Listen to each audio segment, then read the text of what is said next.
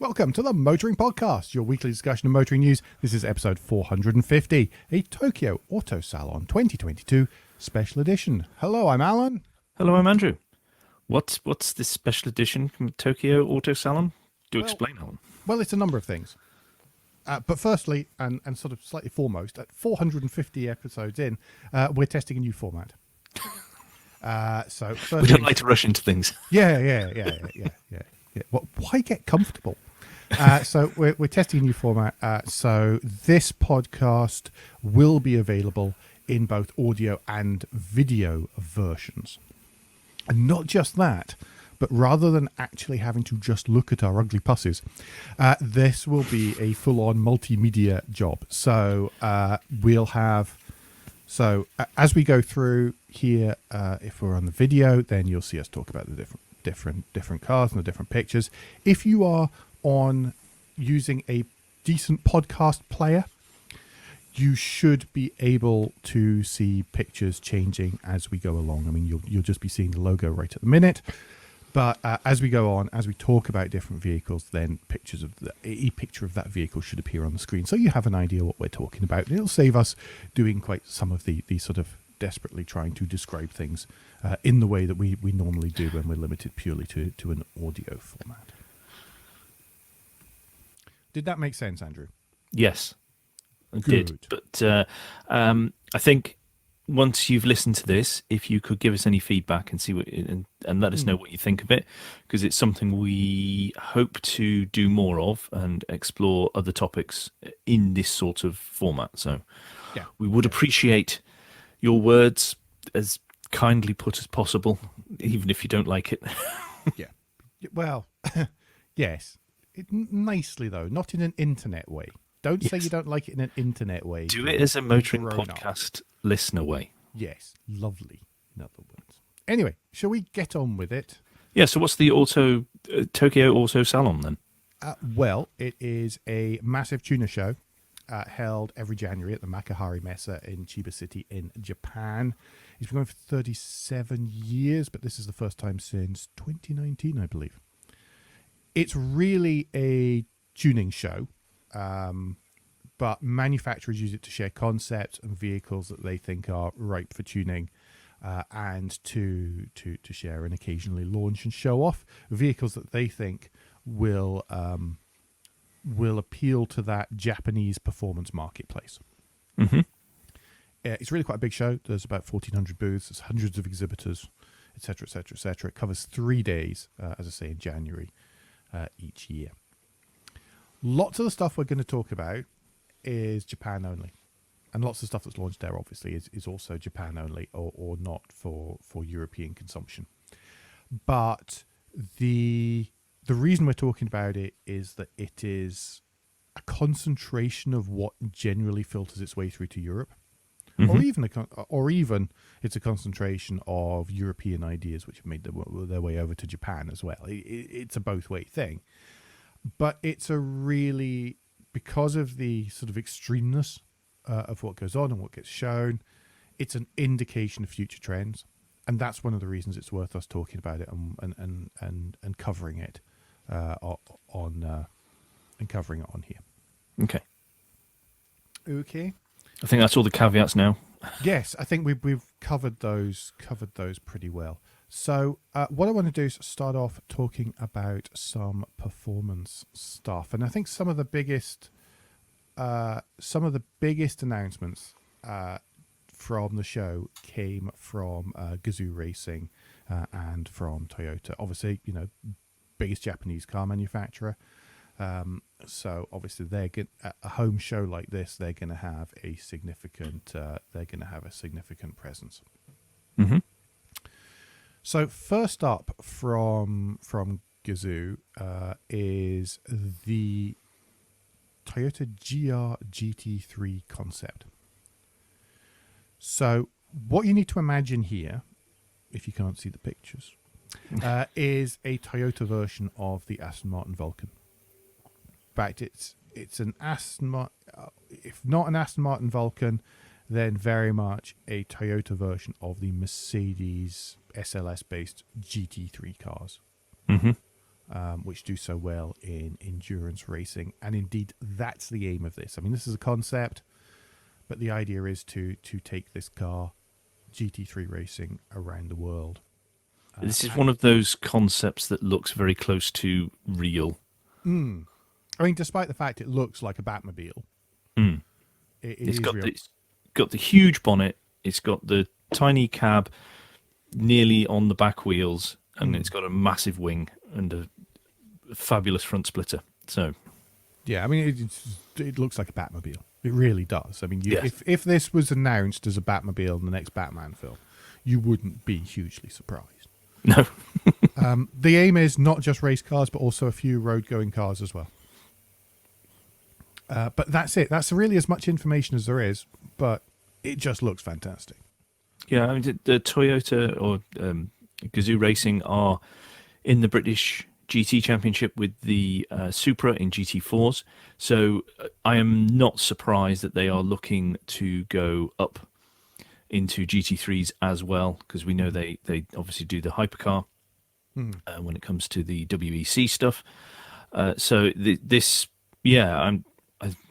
so if it's anything like the Supra, which I expect it to be in terms of competitiveness, then because it's one of those companies, isn't it? No company or race team wants to go in and not be competitive, but I think they will be competitive from the start. And this is going a particular way in the GT3 because they've gone for the huge front end type vehicle. So if they can put some nimbleness into that, then I think it'll be a cracker. Yes, yeah, I think so too. Speaking of nimble and successful, the GR Yaris has been something of a success for Toyota, and they've announced a Japan only, and this is probably one of the most talked about vehicles in the whole show, a Japan only GRMN Yaris. So there are only going to be 500 examples built. The cars will only be available via a reservation lottery to Japanese customers as well. So definitely not coming to Europe. Weight's been reduced 20 kilos. Width has been increased by 10 mil. Car's been dropped by 10 mil. Other than that, everything seems to be as it is at the moment. It's just a little bit more nutty. Yeah. Well, the two versions that we've got available in the picture, there's the more, I would presume it's track-focused version, which is in a fabulous dark grey. And then there's a red rally version, or what looks to be rally version, with the lovely mud flaps and the more tyre to the wheel. It looks slightly underwheeled, but once you sort of go, oh, hang on a minute, now I get it. I've spotted the mud flaps. It makes a lot more sense. I don't know whether they're going to show those two versions, or one is the sort of is the standard track style, and then tuned and tweaked to be better suited to rallying or rally cross. I think we'll find out and we'll see. I would imagine one or two of these will eventually work their way over to the UK, but definitely not going to be sold here. Yeah. If they were sold here, would this exclusivityness be more enticing for you? Is it possible? Exclusivity is definitely enticing. Let's not let's not kid ourselves on that. Oh goodness! And let's not forget to be, because that's a lot of carbon fiber on there already. So this would be, I would imagine, this would be priced 50 grand or so. And let's not forget as well the servicing for this, because of the moreness of it, will be even more expensive. So that's another thing that you particularly seek out for in your cars, isn't it? Perfect. That's exactly what I'm looking for. Totally my bag. Totally my bag.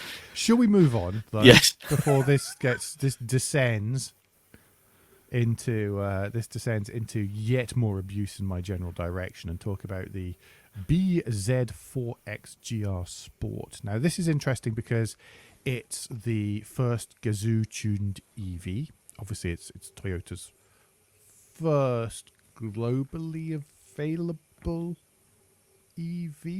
I think that's a fair way of putting it, because they have made EVs before. We've rabbited on about that in the news show in the recent past as well. So we won't talk too much about that. I imagine the changes to this will be mostly aesthetic, possibly a bit of suspension, but generally, and a nice interior or nice sporty seats. Mm. I don't imagine it'll go much further than that. Well, I would. You'd probably struggle to make it much quicker. And would you want to do that for the loss of range? I'm not sure you'd No, want to do that. and it is a GR Sport, so you're only expecting suspension tweaks rather than massive power gains or anything. Yeah. That's the sort of level that it sits at. So it goes GR Sport, GR, and then GRMN at the top. Standard 214 brake, 248 pound-feet, 0 to 62 in 7.7 seconds, and about 280 miles of range. So I wouldn't imagine it'll differ from that very much at all. No. If in any way, shape, or form. Moving from there to something incredibly similar but also different. The Subaru Solterra STI.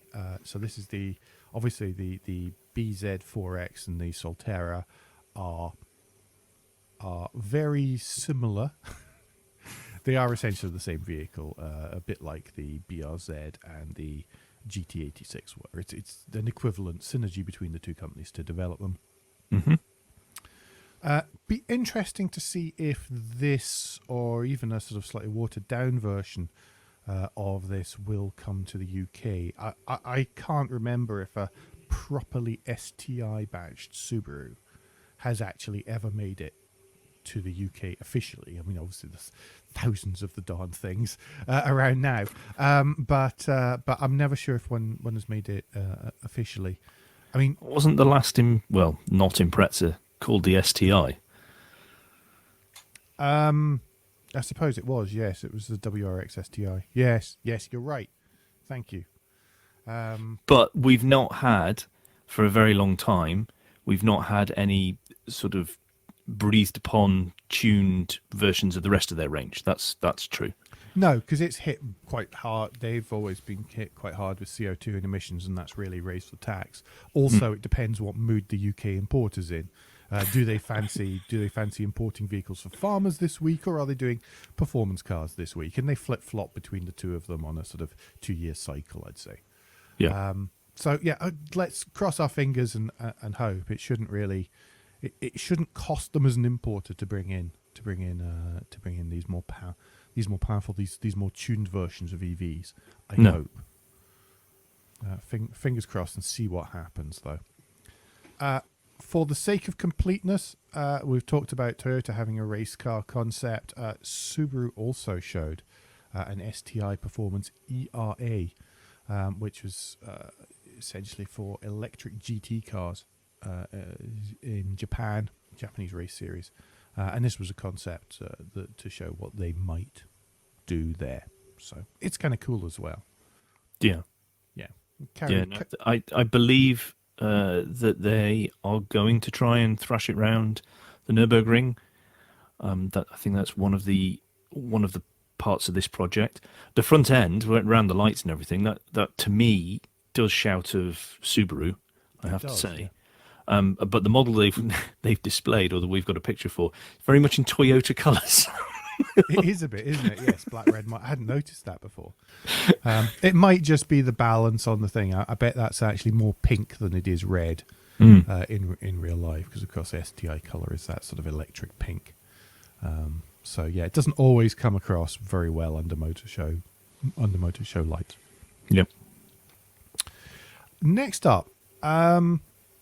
A car that sadly we're not getting in Europe, the Nissan Fairlady Z, or the Nissan Z. Obviously, this was shown as a concept. It's been shown kind of in production version a little while ago, but this is it being shown properly. This is production version.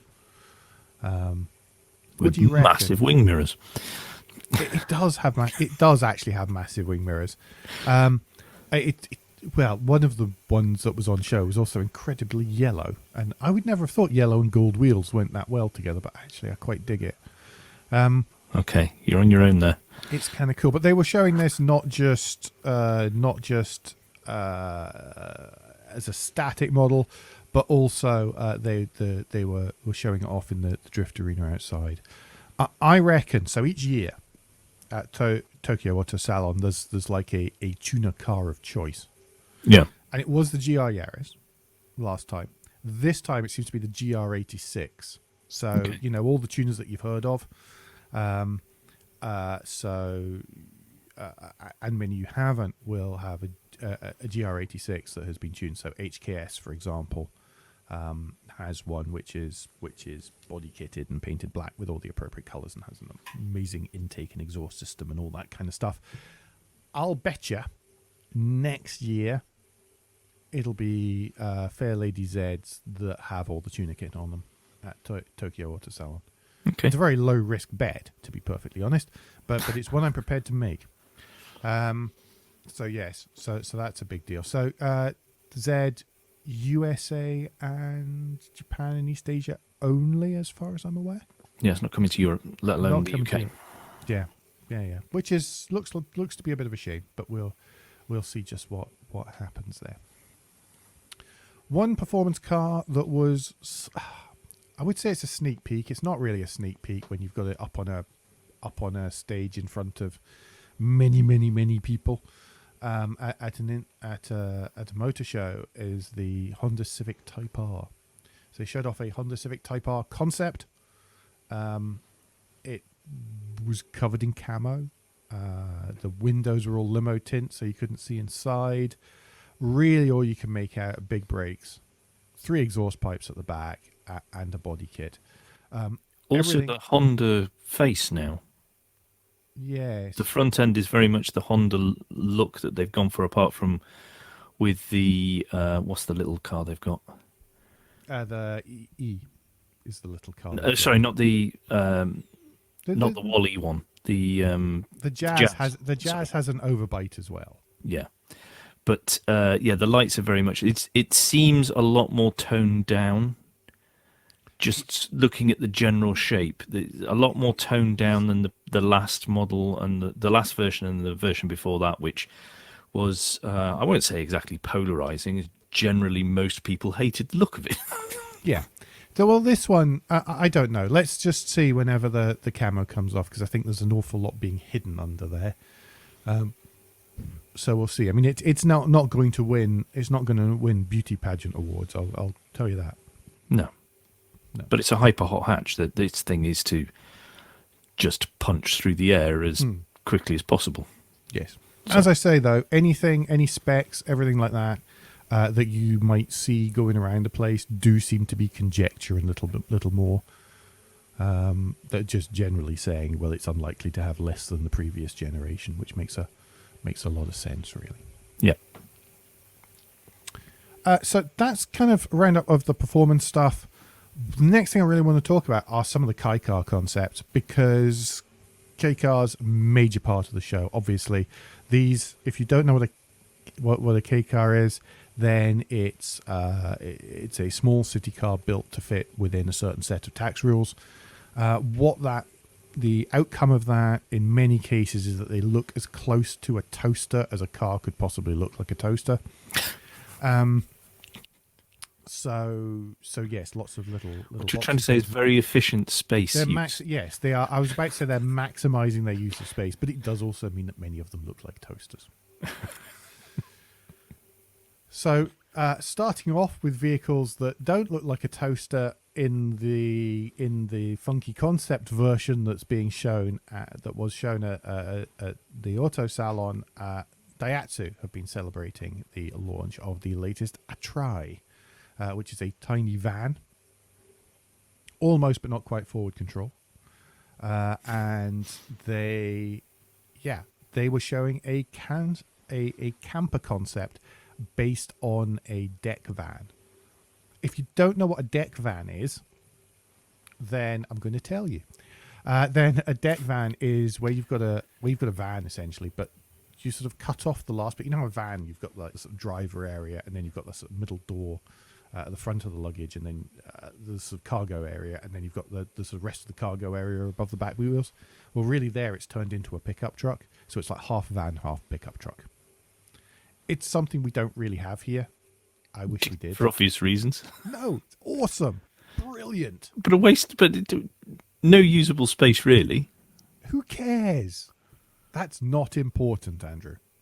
Okay. What's I think the important is concept it's looks really fab, by the way, with the roof tent and everything. Oh, it does, yes. Yes, and yes. the mahoosive LED lights across the top.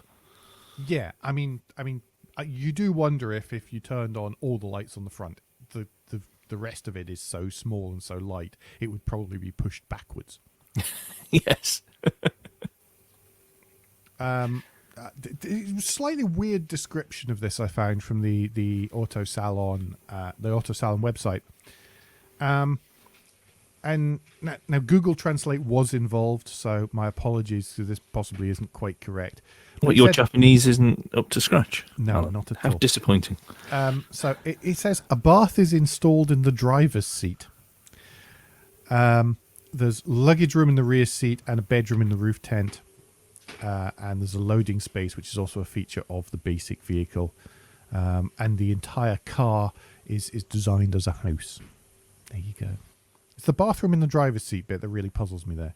Yeah. I'm not quite sure what they mean. You want to get your timing right there. Yes, yes. But it's great. It's yellow, it's black, it's jumped up, it's jacked up, it's got some nice alloy wheels on it. I think it's a lot of fun. Really cool. Yep. Honda showed a couple of concepts. First of all, it was called the N-Wagon, WGN, Picnic, which is meant for outdoors and picnicking, with and it goes down the whole the whole sort of cuteness world with its round headlights, two-tone body, wood panels. They are actually made of genuine real wood fitted down the side. And the inside is as I say, picnic style.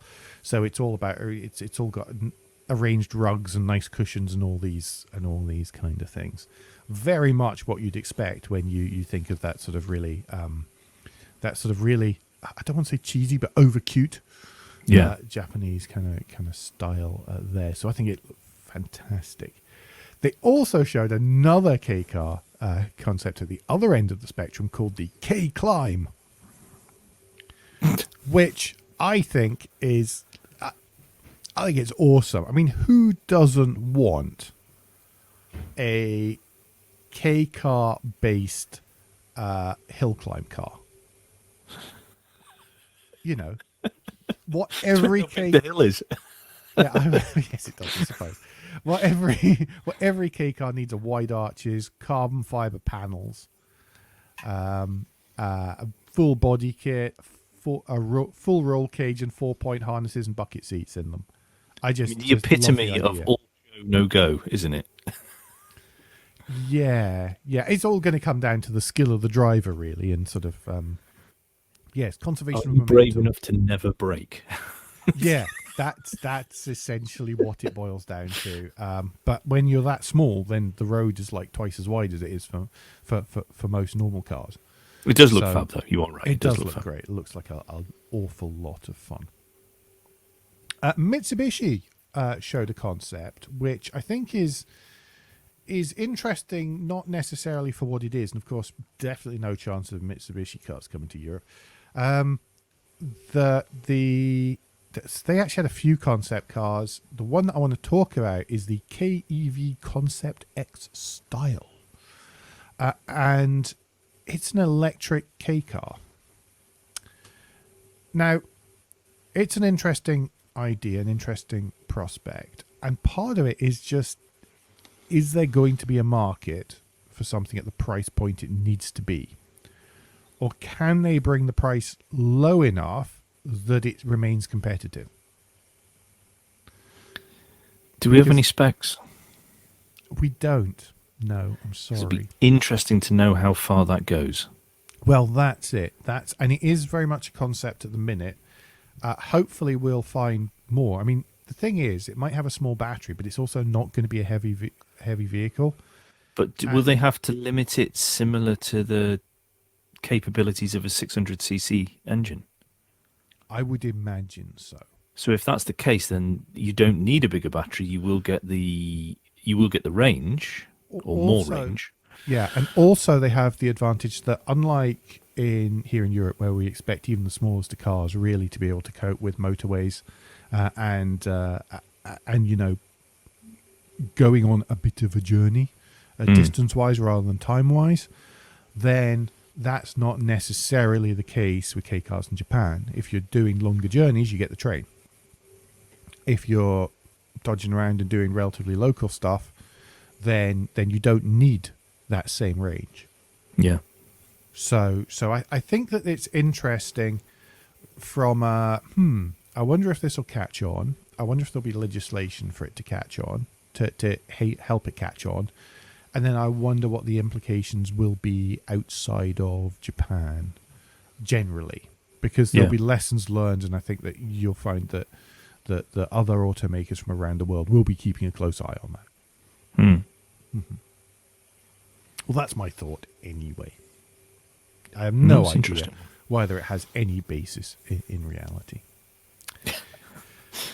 Last little thing I want to talk about was the theme of the show. And the theme of the show, for so many of the concepts, I think, was the jack it up and shove it on knobblies. Technical terms. Show it on, yeah, well, exactly. And I think one of the concepts that showed this off, so the manufacturer concept that showed this idea off quite well, was Lexus and its NX Fev Off-Road, based on the NX 450h Plus, so their new plug-in hybrid, and that's really what it was pimping and what it was intended to show off at the show.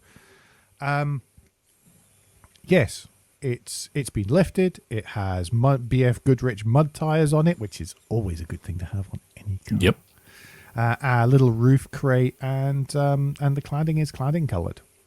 Yes, which I think is rather cool. I'm not sure I would take the bronze paint finish myself, but the whole idea of the concept just looks absolutely cracking. Yeah, and you saw quite a few of those, including from Honda, the Fit E Hev Crossstar Custom, which trips off the tongue as so many of these do. But if you did want to pimp your Honda Jazz, then this would be the way to do it. I mean, I'm not sure it'd be particularly good. It would be quite as useful down at the garden centre, but I think it's pretty cool. I think it's the best looking Jazz I've seen. It is. I love the use of just. It looks like they're just standard steel wheels. It's kind of funny. So this is the concept for it, and it looks like they are, standard Honda steel wheels, just in gloss black and with center caps. But they look really good. I think I don't know. Is there a market for this kind of vehicle? I suppose so. I mean, we've seen it with Ford jacking up the Fiesta, and it's for the active models and the folks as well. Definitely the Fiesta you see around. Yep. Yeah, I don't know if all those sales have been taken by the Puma, but somewhere where you don't necessarily have two model lines in the same kind of the same kind of size range, one jacked and one not, then this kind of idea looks good. And I don't know, I just think that Jazz is particularly well done. Yep. What they also do at the Auto Salon is they go through and they have many different classifications for all the different tuners to essentially compete in, and to then they award obviously best in shows across all the different categories.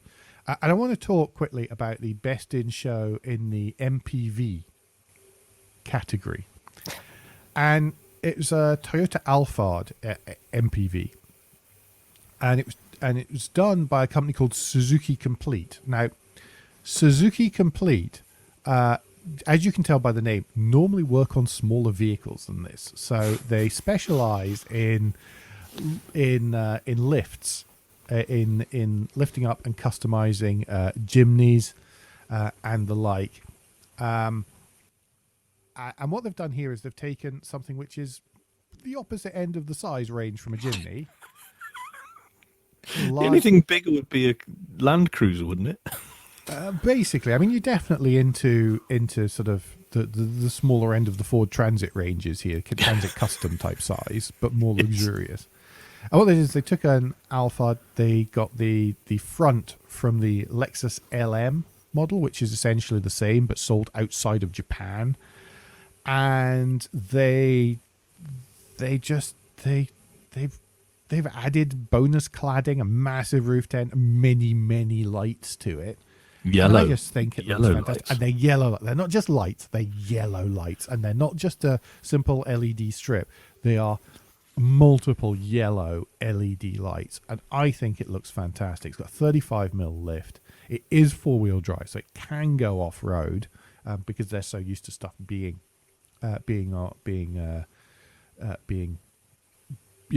for use off-road. And they've painted it all with Raptor bedliner paint, so it won't get scratched and it won't get ruined and it won't get rusty. I think it's really cool. I'll happily take it on test for 6 to 12 months to let them know how good it is. It is. It's really awesome. So I just felt that it was worth including. Many of the wins, many of the categories tended to be the sort of, I don't know, slammed and broken suspension look that we see quite a lot, and many spoilers and some fantastic paint jobs. But this really just tied in with that sort of sub theme of the show about lifting stuff that shouldn't really necessarily be lifted, adding knobbly tires and heading for that van life. I thought was pretty awesome. So anyway, Andrew, out of those, any particular favourites? Well, I really like the one that won't come to us at all, but the Mitsubishi EV K car. Yeah, that would, around town stuff, that should be fantastic. But I love the front end as well. It's just such a mad design, mad aggressive design in something that isn't aggressive in any way. Yeah, well, that's it. I think that's one of the things that's really nice about the show. And I know we've gone the last picture that's still on everyone's screen is of a really quite an aggressive looking MPV. But I think one of the things that is really cool about the Tokyo Auto Salon is that stuff doesn't have to be aggressive. It doesn't have to be pointy. It can be cute and cuddly, and a bit whimsical. Car culture of Japan really seems to embrace like the full ends of the spectrum on that. Absolutely, and I think that's a fantastic thing. I think it's one of the things that makes Tokyo Auto Salon so interesting.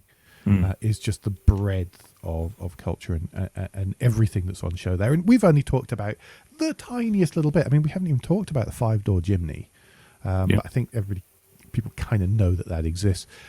We haven't talked about stuff like the breed seats and the fact that they're moving into baby seats. So I can imagine it's just the thing if you had little breed stripy pattern seats, and I imagine little Takana green harnesses for Sprog. I think that'd be so much cooler than your Recaro baby seat. Anyway, Andrew has no idea what I'm talking about. I can just see the stare of he's on one. But lots of cool stuff that we haven't really covered. But yeah, just figured this was worth a bit of a chat about something. Nice bit of fun, as you say, in a grim January. Exactly. So to round up quickly, folks, thank you very much. We'd quite like your feedback on the format and whether you think it works or what we can do better next time. What went well, better next time, all these kind of cool consultant things. The photos that we've taken were all from the Tokyo Auto Salon website. Obviously, sadly, we couldn't be there in person. If anybody wants to take me there in person the next time, then I'll happily go. Or they were from the manufacturer's press photos as well. So thank you very much to those organisations for making them available for those of us who are having to cover this from some considerable distance away. That's it for this show, but don't forget, between now and next time, you can give us any feedback, share your thoughts with the show at Motoring Podcast on Twitter and Instagram, on Facebook, and on the contact page of motoringpodcast.com, the hub of all our activities. Please don't forget that you can support us on Patreon or any of the other ways available at motoringpodcast.com/support. And please leave a review and rating on iTunes or however your podcast app lets you do such a thing. It really does matter. Andrew, if people have more questions or wish to commiserate with you, what's the best way to get in touch with you? Best way to get in touch with me is via Twitter. If you search for Crack Windscreens, you'll find me there. And Alan, if people would like to speak to you more about Japanese cars, what's the best way for them to do that? Crazy masochists, you. Best way is via Twitter. I'm at AJP Bradley. That's Bradley. As I say, we'll be back before very long. But until then, I've been Alan Bradley. I've been Andrew Clues. And safe motoring.